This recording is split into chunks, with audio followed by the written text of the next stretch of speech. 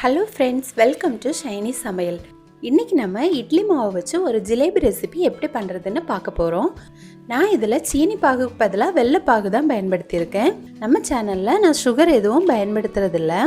இதே வெள்ளைப்பாகுலேயுமே ரொம்ப டேஸ்ட்டாக ரொம்ப கிறிஸ்பியாக இருக்கும். இதை நம்ம ரொம்ப கம்மியான டைம்லேயே பண்ணிடலாம். இந்த ரெசிபி இப்போ எப்படி பண்ணுறதுன்னு பார்க்கலாம். இது வரைக்கும் நம்ம சேனலை சப்ஸ்கிரைப் பண்ணி சப்போர்ட் பண்ண எல்லாருக்கும் நன்றி. சப்ஸ்கிரைப் பண்ணாதவங்க மறக்காமல் சப்ஸ்கிரைப் பண்ணிக்கோங்க. ஜிலேபி பண்ணுறதுக்காக நான் இன்றைக்கி 1 கப் இட்லி மாவு எடுத்திருக்கேன். இட்லி மாவு தோசை மாவு எதுவாக இருந்தாலும் நீங்கள் எடுத்துக்கலாம். 1 கப் இட்லி மாவுக்கு 1/2 கப் அரிசி மாவு பயன்படுத்தணும். அப்போ தான் ஜிலேபி நமக்கு நல்லா கிறிஸ்பியாக கிடைக்கும். கூடவே சாஃப்ட்னஸ்க்காக 1/4 கப் கோதுமை மாவு பயன்படுத்தலாம்.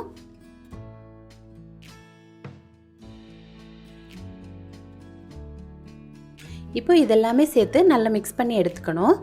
இதெல்லாம் சேர்த்து மிக்ஸ் பண்ணும்போது கொஞ்சம் கெட்டியாகவே இருக்கும். அதனால் கொஞ்சம் தண்ணி சேர்த்து நம்ம தோசை மாவு பதத்துக்கு கரைச்சி வச்சுக்கலாம். இப்போ பாருங்கள், கொஞ்சம் திக்கான தோசை மாவு பதத்துக்கு நம்ம கரைச்சி வச்சுக்கலாம். இப்போ இந்த மாவு அப்படியே இருக்கட்டும். அடுத்து நம்ம பாகு ரெடி பண்ணலாம். பாகு ரெடி பண்ணுறதுக்காக ஒரு கடாய் எடுத்து 1 கப் இட்லி மாவுக்கு 2 கப் பொடித்த வெல்லம் எடுத்துக்கணும். கூடவே 1 கப் தண்ணி சேர்த்து அதை நல்லா கரைச்சி எடுத்துக்கணும். கூடவே 1 டீஸ்பூன் ஏலக்காய் பொடியும் ஒரு கலர் கொடுக்கறதுக்காக 1/4 டீஸ்பூன் மஞ்சள் பொடியும் சேர்த்துக்கலாம். இப்போ இதெல்லாம் சேர்த்து நல்லா கரைஞ்சதுக்கு அப்புறமா இதை நம்ம வடிகட்டி எடுத்துக்கணும். அப்போ அதில் இருக்க சின்ன சின்ன தூசிகள் எல்லாம் தனியாக வந்துடும்.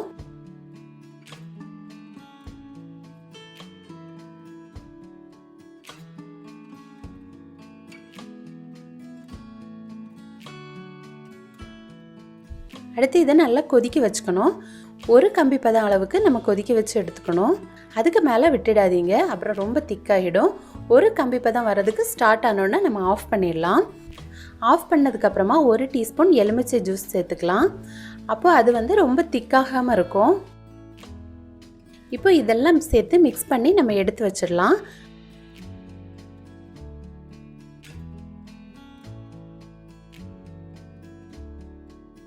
ஜிலேபி பண்ணுறதுக்காக நான் ஒரு கவர் எடுத்திருக்கேன். நீங்கள் பால் பாக்கெட் கவர், எந்த பிளாஸ்டிக் கவர் வேணுனாலும் யூஸ் பண்ணிக்கலாம்.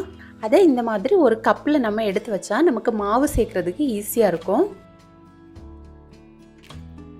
அடுத்து நம்ம கலந்து வச்சுருக்க மாவை இதில் சேர்க்கணும். சேர்த்து இதை நல்லா க்ளோஸ் பண்ணி எடுத்ததுக்கப்புறமா ஓரத்தை கொஞ்சமாக கட் பண்ணி எடுத்துக்கோங்க. ரொம்ப பெரிய ஹோல் போட்டுடாதீங்க, அப்புறம் ஜிலேபி ரொம்ப திக்காகிடும். அதனால் கொஞ்சம் சின்ன ஹோலாக போட்டுக்கோங்க.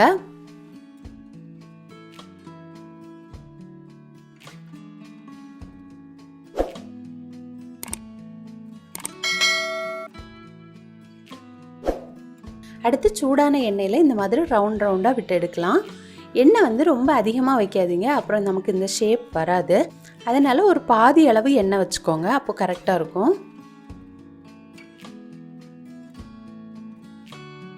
நீங்கள் ஃபஸ்ட்டு 2 டைம் மாவுலையே ப்ராக்டிஸ் பண்ணி பாருங்கள். இது ரொம்ப ஈஸியாக வரும். பார்க்குறதுக்கு வருமானு நமக்கு டவுட் இருக்கும். ஆனால் நீங்கள் 2 டைம் இந்த மாதிரி சுற்றி விடும்போதே உங்களுக்கு ஈஸியாக வந்துடும்.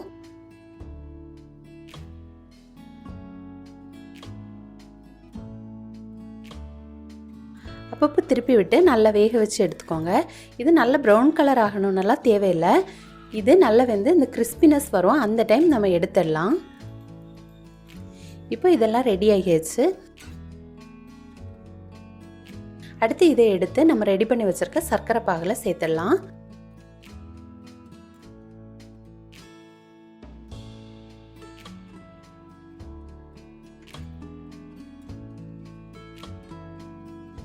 சர்க்கரை பாகில் சேர்த்ததுக்கப்புறமா இதை 1 மினிட் அப்படியே விட்டுருந்தா போதும்.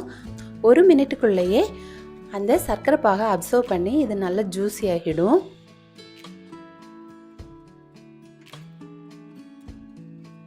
அடுத்து இதை தனியாக எடுத்து வச்சிடலாம்.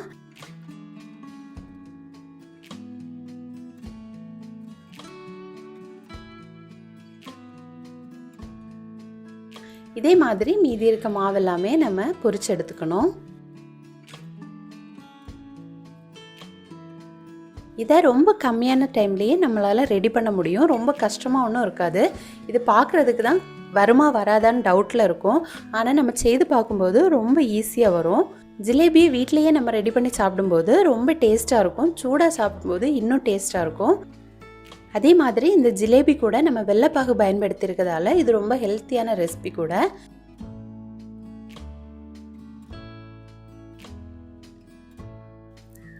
இது ஓப்பன் பண்ணி காட்டுறேன் பாருங்கள், எவ்வளோ ஜூஸியாக இருக்குன்னு உங்களுக்கு பார்த்தாலே தெரியும். ரொம்ப டேஸ்ட்டாக இருக்கும். நீங்களும் கட்டாயம் ட்ரை பண்ணி பார்த்துட்டு எப்படி வந்துச்சுன்னு உங்களோட கமெண்ட்ஸை சொல்லுங்கள்.